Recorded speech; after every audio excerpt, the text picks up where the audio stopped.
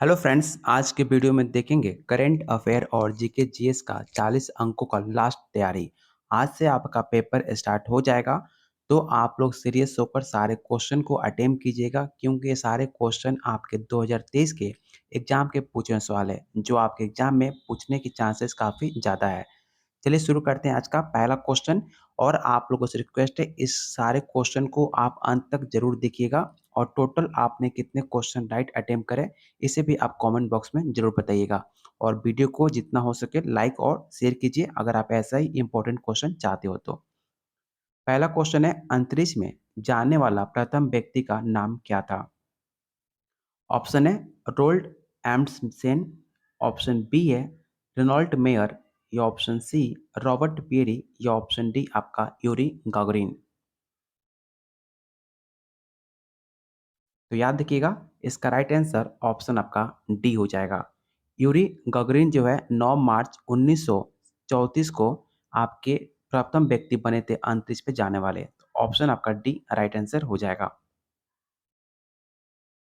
Second question है, अंतर्राष्ट्रीय ozone दिवस कब मनाया जाता है? बहुत बार ये सवाल आपसे पूछा जाता है कि अंतर्राष्ट्रीय ओजोन दिवस कब मनाया जाता है। ऑप्शन है 16 सितंबर, 2 अक्टूबर, 9 अगस्त, या ऑप्शन डी आपका 31 अक्टूबर। आप लोग ट्राई कीजिएगा सारा आंसर कमेंट बॉक्स में देने की। अगर आप कमेंट बॉक्स में आंसर टाइप करते हो तो आपको ऑटोमेटिक इसका आंसर याद हो जाएगा। तो याद रखिएगा, अंतर्राष्ट्रीय ओजोन दिवस ओजोन परत के संरक्षण के लिए प्रत्येक वर्ष 16 सितंबर को मनाया जाता है। इसका राइट आंसर ऑप्शन आपका 16 सितंबर 1994 से इसे स्टार्ट किया गया था मनाना। तो ऑप्शन आपका ए राइट आंसर होगा, 16 सितंबर 1994। क्वेश्चन थर्ड कह रहा है, मिडनाइट्स चिल्ड्रन नामक उपन्यास किसके द्वारा लिखा गया था? काफ़ी फेमस आपका उपन्यास है। आपको बताना है कि मिडनाइट चिल्ड्रन किसके द्वारा नोवेल लिखा गया था। तो आपने हर किसी ने नाम सुना होगा, सलमान रुश्दी। उनके द्वारा एक प्रमुख आपका रचना जो मिडनाइट चिल्ड्रन है उनके द्वारा लिखा गया था। इसका राइट आंसर ऑप्शन आपका ए हो जाएगा, सलमान रुश्दी। क्वेश्चन फोर काफ़ी इजी सवाल है। आपको बताना है कि गरबा एक लोक नृत्य डांस है जिसकी उत्पत्ति किस राज्य से हुई है, आपको बताना है। ऑप्शन की बात की जाए तो ऑप्शन है महाराष्ट्र, बिहार, राजस्थान, या ऑप्शन डी गुजरात। तो आप सबको पता होगा, जो गरबा है सबसे फेमस आपका डांस माना जाता है आपके गुजरात का। गरबा जो है आपका गुजरात, राजस्थान और मालवा प्रदेशों में एक लोकप्रिय नृत्य माना जाता है, लेकिन सबसे ज़्यादा फेमस आपका गुजरात का है। तो ऑप्शन डी आपका राइट आंसर होगा। क्वेश्चन 5 कह रहा है, ओणम एक पारंपरिक हिंदू त्योहार है जो डैश में मनाया जाता है। आपको बताना है कि ओणम त्योहार कहाँ पर किस राज्य पे मनाया जाता है। ऑप्शन की बात की जाए तो आंध्र प्रदेश, केरल, तमिलनाडु, या ऑप्शन डी आपका कर्नाटका। तो आप सबको पता होगा, ओणम जो है वो केरल का एक प्रमुख हिंदू त्योहार है। केरल में यह त्योहार उनके प्रिय राजा महाबली की याद में मनाया जाता है। इसे भी आप जरूर याद रखिएगा। ऑप्शन बी आपका राइट आंसर होगा। और किस महीने में मनाया जाता है ये भी सवाल आपसे पूछा जाता है। तो याद रखिएगा, सितंबर के महीने में आपका ओणम त्योहार केरल के में मनाया जाता है। क्वेश्चन 6 कह रहा है, वायु में निलंबित छोटे छोटे ठोस कण अथवा तरल की बूंदें क्या कहलाती हैं?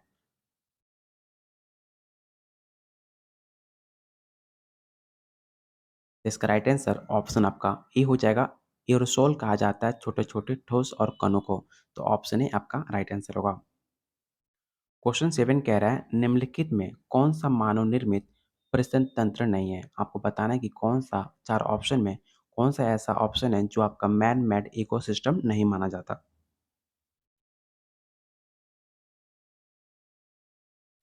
तो इसका राइट आंसर अगर बात की जाए उद्यान, तो उद्यान आपका मैन मेड है। मछली घर जो है आपका मनुष्यों के द्वारा बनाया गया है। जो आपका बोटेनिकल गार्डन है वो भी आपके मनुष्यों के द्वारा बनाया गया है, लेकिन जो आपका घास का मैदान है वो आपका मानव निर्मित नहीं है। ये आपका घास का मैदान आपका एक नेचुरल माना जाता है। तो ऑप्शन आपका डी राइट आंसर होगा, इसे आप जरूर याद रखिएगा। क्वेश्चन 8 आपसे पूछ रहा है कि निम्नलिखित में कौन सा भारत द्वारा विकसित सुपर कंप्यूटर है? आपको बताना है कि इस चार ऑप्शन में कौन सा ऐसा ऑप्शन है जो भारत द्वारा विकसित सुपर कंप्यूटर माना जाता है। तब भारत द्वारा विकसित सुपर कंप्यूटर का नाम परम इवा 2 है, जो आपके 1980 के दशक में इसको बनाया गया था। तो ऑप्शन आपका डी राइट आंसर हो जाएगा। क्वेश्चन 9 आपका एग्जाम के दृष्टिकोण से काफ़ी ज़्यादा महत्वपूर्ण है। आपको बताना है कि मेंडल को डैश के रूप में जाना जाता है।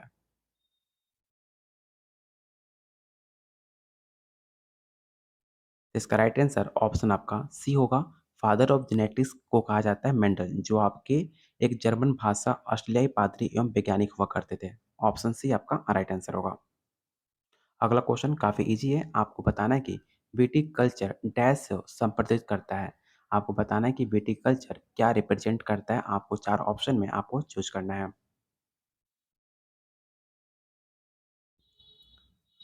तो जो आपका विटिकल्चर है, अंगूर की खेती को हम विटिकल्चर के नाम से जानते हैं। वही बात की जाए सेल्फिक ये भी सवाल आपसे पूछा जाता है कि सेल्फिक कल्चर किसके लिए माना जाता है। तो सेल्फिक कल्चर आपका रेशम कीट के लिए माना जाता है। इसे भी आप जरूर याद रखिएगा। क्वेश्चन 11 कह रहा है जल चक्र में हिम और बर्फ सीधे वाष्प में परिवर्तित हो जाते हैं। इस प्रक्रिया को किस नाम से जाना जाता है। बहुत इंपॉर्टेंट क्वेश्चन है और काफ़ी ज़्यादा आपके एनसीईआरटी से ऐसे सवाल आपके एग्जाम में बार बार पूछे जाते भी हैं।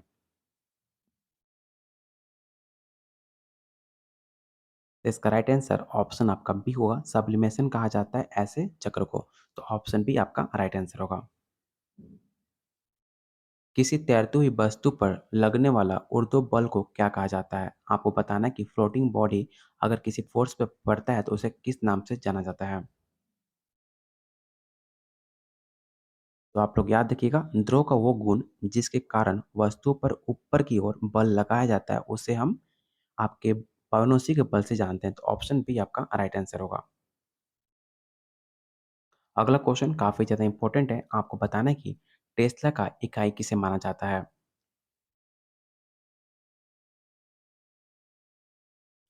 तो इसका राइट आंसर ऑप्शन आपका डी होगा। चुंबकीय क्षेत्र आपका टेस्ला का एक यूनिट माना जाता है। तो ऑप्शन डी आपका राइट आंसर होगा। क्वेश्चन 14 कह रहा है किस देश ने वस्तु एवं सेवा कर सबसे पहले लागू किया था।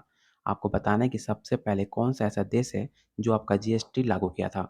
ऑप्शन है फ्रांस, कनाडा, यूएसए या ऑप्शन डी आपका जर्मनी।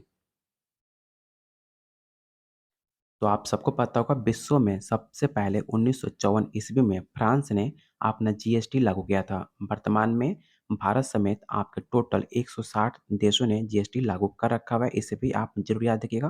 पहले स्थान पर आपका फ्रांस आएगा। 1954 में जीएसटी लागू किया था। टोटल बात की जाए अभी प्रेजेंट में तो 160 आपके देश हैं जो टोटल जीएसटी लागू कर रखा हुआ है। तो ऑप्शन आपका ए राइट आंसर होगा फ्रांस।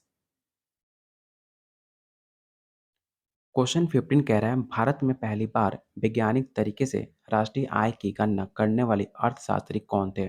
काफ़ी इंपॉर्टेंट क्वेश्चन है। इसे आप जरूर टिक आउट कीजिएगा। अच्छे से टाइम लेकर सारे ऑप्शन को पढ़िए और इसका राइट आंसर आप लोग कमेंट बॉक्स में दीजिए।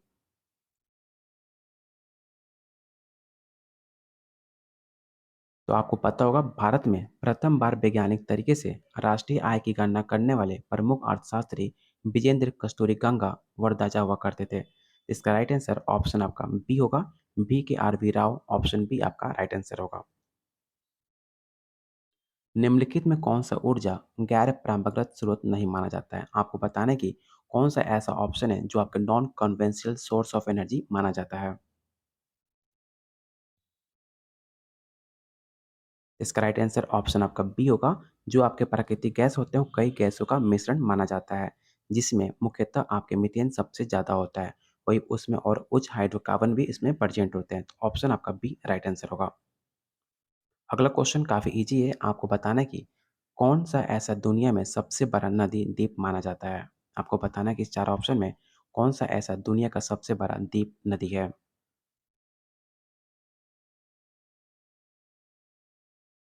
इसका राइट आंसर ऑप्शन आपका बी होगा माजुली। ब्रह्मपुत्र नदी में माजुली द्वीप दुनिया का सबसे बड़ा नदी द्वीप माना जाता है।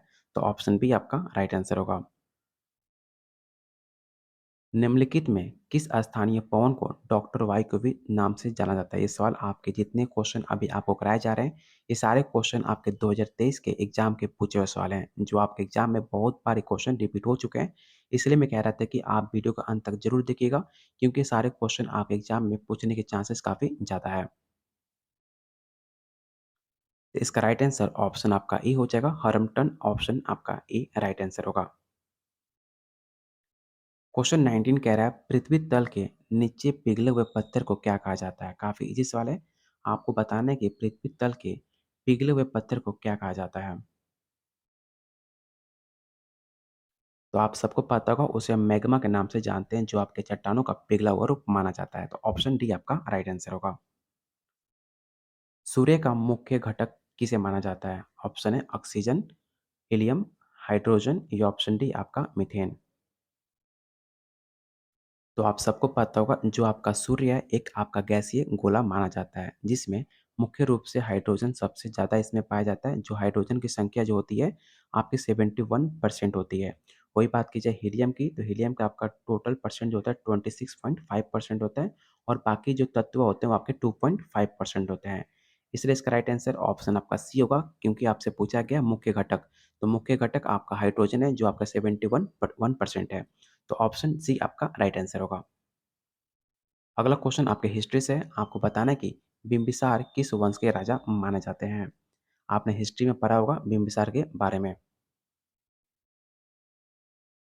तो आप सबको पता होगा, जो आपके बिंबिसार हैं हर एक वंश के प्रथम शक्तिशाली शासक हुआ करता था, जिसका बात की जाए तो 544 से लेकर 492 ईसा पूर्व उसका शासन हुआ करता था। तो ऑप्शन ए आपका राइट आंसर होगा, हर्यक। अजंता की गुफाएं डैश में है? ये सवाल कितनी बार आपके एनसीईआरटी में और आपके अलग अलग पेपर में सवाल पूछा जा चुका है कि अजंता की गुफाएं कहाँ पर देखने को मिलती है? ऑप्शन है महाराष्ट्र, हिमाचल प्रदेश, कर्नाटका या ऑप्शन डी आपका मध्य प्रदेश। तो इसका राइट आंसर ऑप्शन आपका ए हो जाएगा। अजंता गुफाएं आपके औरंगाबाद के वाघ नदी के किनारे महाराष्ट्र में देखने को मिलता है। अजंता गुफाओं को 1829 में शिकारी घसीटी-दाल ने खोजा था। इसे भी आप जरूर याद रखिएगा। तो ऑप्शन आपका ए राइट आंसर होगा, महाराष्ट्र। क्वेश्चन 23 काफ़ी इंपॉर्टेंट क्वेश्चन है। आपको बताना है कि बाजीराव सेकंड 1796 से लेकर 1818 ईस्वी में किस वंश का शासक हुआ करते थे? ऑप्शन है नंद, हर्यक, मौर्य या ऑप्शन डी आपका पेशवा। तो काफ़ी ईज़ी सवाल है, आप सबको पता होगा, जो बाजीराव सेकंड थे, वो आपके पेशवा के राजा हुआ करते थे। ऑप्शन आपका डी राइट आंसर होगा। क्वेश्चन 24 कह रहा है वेदों की ओर लौटो, ये कथन किसका है? काफ़ी इंपॉर्टेंट क्वेश्चन है। बहुत बारी सवाल आपके अलग-अलग एग्जाम में पूछा जा चुका है कि किसने कहा था वेदों की ओर लौटो। ऑप्शन है स्वामी विवेकानंद, स्वामी दयानंद सरस्वती, स्वामी श्रद्धानंद द्वारा या ऑप्शन डी आपका एस राधाकृष्ण। तो वेदों की ओर लौटो ये कथन आपके स्वामी दयानंद सरस्वती का है। इसका राइट आंसर ऑप्शन आपका बी हो जाएगा।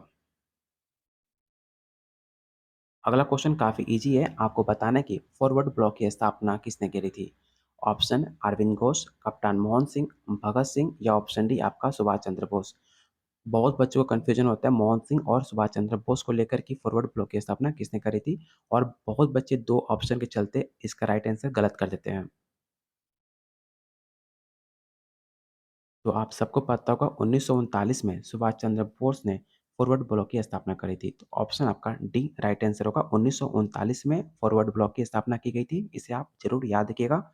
और आप लोगों से फिर से रिक्वेस्ट कर रहा हूँ कि जितने लोग आप वीडियो देख रहे हो, कम से कम वीडियो को एक बार लाइक कर दीजिए, और जितने सारे आपके दोस्त हैं, जितने ग्रुप्स हैं, आप वीडियो को एक बार जरूर शेयर कर दीजिएगा, जिससे मुझे मोटिवेशन मिले कि आपको वीडियो पसंद आ रही है। और बहुत बच्चे हैं जिनको वीडियो की तलाश है, जीके जीएस के इंपॉर्टेंट क्वेश्चन को, उनको वीडियो उनके पास पहुंचाइए कि उनकी भी तैयारी हो सके। क्वेश्चन 26 कह रहा है स्वतंत्रता, समानता और बंधुत्व की अवधारणा भारत के संविधान के प्रस्ताव में नीति किस देश से संविधान से ली गई थी? मतलब आपको बताना है कि भारत में जो संविधान है आपके स्वतंत्रता की, इक्वलिटी की, बंधुत्व की, ये जो है आपके संविधान है किस देश से लिया गया था, आपको ये बताना है। ऑप्शन की बात की जाए तो ऑस्ट्रेलिया, कनाडा, जर्मनी या ऑप्शन डी आपका फ्रांस। इसका राइट आंसर ऑप्शन आपका डी होगा। ये सारे जो आपके हैं, ये सब आपके फ्रांस से लिए गए थे। तो ऑप्शन आपका डी राइट आंसर होगा। अगला क्वेश्चन है कि डैश मौलिक अधिकार भारतीय संविधान में उल्लिखित है। आपको बताना है कि किस भाग में आपके मौलिक अधिकार भारतीय संविधान में उल्लिखित माना जाता है। ऑप्शन है 5, 6, 7 या ऑप्शन डी आपका 8। तो इसका राइट आंसर ऑप्शन आपका बी हो जाएगा। 6 मौलिक अधिकार भारतीय संविधान में उल्लिखित माना जाता है। अगला क्वेश्चन काफ़ी ज़्यादा इम्पोर्टेंट है और काफ़ी ज़्यादा कन्फ्यूजिंग है, बहुत बच्चे इसमें कन्फ्यूज़ होते हैं। आपको बताना है कि भारत का मुख्य न्यायाधीश जो है आपका चीफ जस्टिस ऑफ इंडिया, किसको उसे कौन नियुक्त करता है, आपको ये बताना है। ऑप्शन है प्रधानमंत्री, लोकसभा अध्यक्ष, उपराष्ट्रपति या ऑप्शन डी आपका राष्ट्रपति। तो आप सबको पता होगा जो आपका चीफ जस्टिस ऑफ इंडिया है, उसे जो नियुक्त करता है वो आपके राष्ट्रपति नियुक्त करते हैं। तो ऑप्शन डी राइट आंसर होगा और आगे से आप इसमें कोई गलती मत कीजिएगा। जो आपके राष्ट्रपति होते हैं उन्हीं के पास पावर होता है आपका चीफ जस्टिस ऑफ इंडिया चुनने का, जिसे आप सीजीआई के नाम से भी जानते हैं। अगला क्वेश्चन काफ़ी इंपॉर्टेंट क्वेश्चन है। आपको बताना है कि लोकसभा में विपक्ष का प्रथम नेता कौन था? आपको अपोजिशन का बताना है, ठीक है? कि अपोजिशन का पहला नेता कौन था लोकसभा का?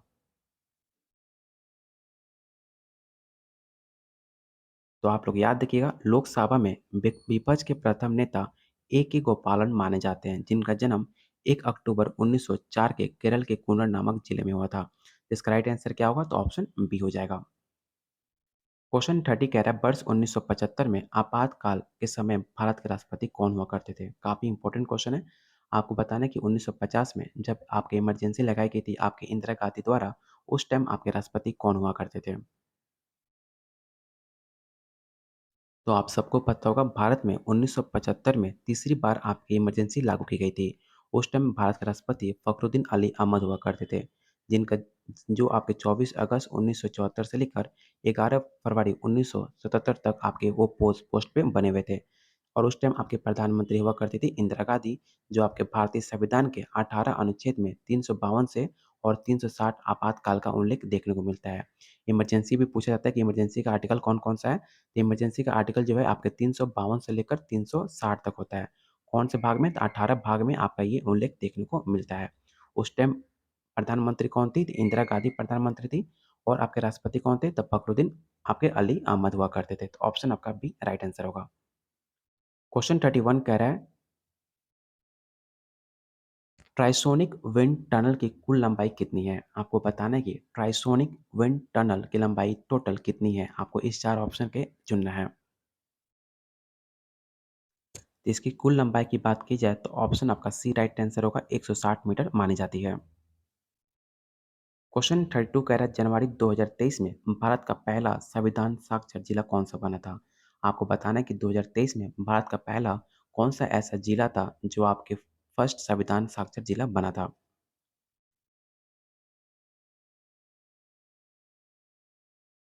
इसका राइट आंसर ऑप्शन आपका ए हो जाएगा। कोल्लम जिला जो आपके केरल में देखने को मिलता है और भारत का पहला संविधान साक्षर जिला बन गया था। तो ऑप्शन आपका ए राइट आंसर होगा। अगला क्वेश्चन कह रहा है कि जनवरी 2023 में कौन सा जिला स्टार्टअप द्वारा प्रस्तावित अधिनियम 5G उपयोग मामले में लागू करने वाला देश का पहला जिला बन गया था? ऑप्शन है भोपाल, इंदौर, जबलपुर या ऑप्शन डी आपका विदिशा। तो आपको पहले पता भी नहीं होगा विदिशा कहाँ पर देखने को मिलता है। जो आपका विदिशा है, जो आपके मध्य प्रदेश का एक आपका डिस्ट्रिक्ट है, जो आपके मध्य प्रदेश में देखने को मिलता है। वो आपके 2023 में स्टार्टअप द्वारा 5G उपयोग करने वाला पहला देश का जिला बन गया था। तो ऑप्शन आपका डी राइट आंसर होगा और याद रखिएगा विदिशा जो है आपके मध्य प्रदेश में देखने को मिलता है। अगला क्वेश्चन है तिरुवल्लुवर दिवस कब मनाया जाता है? आपको बताना है कि तिरुवल्लुवर दिवस कब मनाया जाता है? आपको पता भी नहीं होगा कि तिरुवल्लुवर दिवस क्या होता है। ऑप्शन की बात की जाए 15 जनवरी, 10 जनवरी, 11 जनवरी या ऑप्शन डी आपका 12 जनवरी। तो आप सबको पता होना चाहिए जो आपका तिरुवल्लुवर दिवस है आपके 15 जनवरी को मनाया जाता है। ये दिवस पोंगल समारोह में एक भाग के रूप में मनाया जाता है।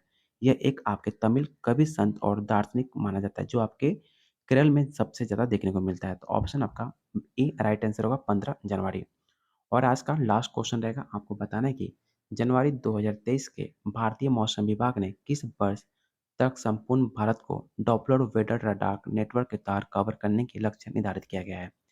आपको बताना है कि कौन सा साल तक आपके भारत ने डॉपलर वेदर रडार नेटवर्क के तहत कवर करने का लक्ष्य निर्धारित किया है। ऑप्शन है 2024, 2025, 2028 या ऑप्शन डी आपका 2030। द भारतीय मौसम विभाग, जिसे आप इंग्लिश में आईएमडी के नाम से जानते हैं, उसने 2025 तक संपूर्ण भारत में जो आपका डीडब्ल्यूआरएस है, जिसे आप डॉपलर वेदार रडार कहते हैं, उसे कवर करने का निर्धारित किया गया है। तो ऑप्शन बी आपका राइट आंसर होगा। आज के प्रैक्टिस सेट में काफ़ी ज़्यादा इंपॉर्टेंट क्वेश्चन थे। टोटल मैंने 35 क्वेश्चन कराए। आपको बताना है कि आउट ऑफ 35 आपने कितने क्वेश्चन राइट अटेम्प्ट करे। और यकीन मानिए, ये सारे क्वेश्चन आपके टीचिंग एग्जाम के पूछे हुए सवाल है 2023 के। अगर आप जितना मैंने अभी तक 7 से 8 मैंने प्रैक्टिस सेट कराया है, अगर आप 7 से 8 प्रैक्टिस सेट देख लेते हो तो आपका मैक्सिमम जो आपका टॉपिक इम्पोर्टेंट क्वेश्चन है, आपको एग्ज़ाम के दृष्टिकोण से सारे क्वेश्चन करा दिए गए हैं। और हो सकता है कि मैं फिर से एक और प्रैक्टिस सेट आज ही मैं अपलोड करूँ, तो आप वो सारे वीडियो ज़रूर देख लीजिएगा, आपके एग्ज़ाम के दृष्टिकोण से काफ़ी ज़्यादा इम्पोर्टेंट है। तब तक वीडियो को आप लोग से रिक्वेस्ट है, वीडियो को लाइक कीजिए और शेयर कीजिए अपने दोस्तों में, अपने ग्रुप्स में। बहुत बच्चे ऐसे हैं जिनके पास सोर्सेज़ नहीं है, पढ़ने के लिए पैसा नहीं है, उनके पास वीडियो पहुँचाइए। हर ग्रुप्स में वीडियो को शेयर कीजिए, जिससे मुझे मोटिवेशन मिले कि आप मैंने जो मेहनत की आप लोग के लिए, वो काफ़ी ज़्यादा मेहनत मेरी रंग लाई। आपको वीडियो पसंद आ रही हो तो प्लीज़ लाइक और शेयर कीजिए। और जिन्होंने चैनल को सब्सक्राइब नहीं किया, तो आप लोग चैनल को ज़रूर सब्सक्राइब कर लीजिएगा, क्योंकि बहुत जल्द आपके स्टेट के सारे सब्जेक्ट का प्रैक्टिस सेट और काफ़ी इंपॉर्टेंट टॉपिक चालू किया जाएगा।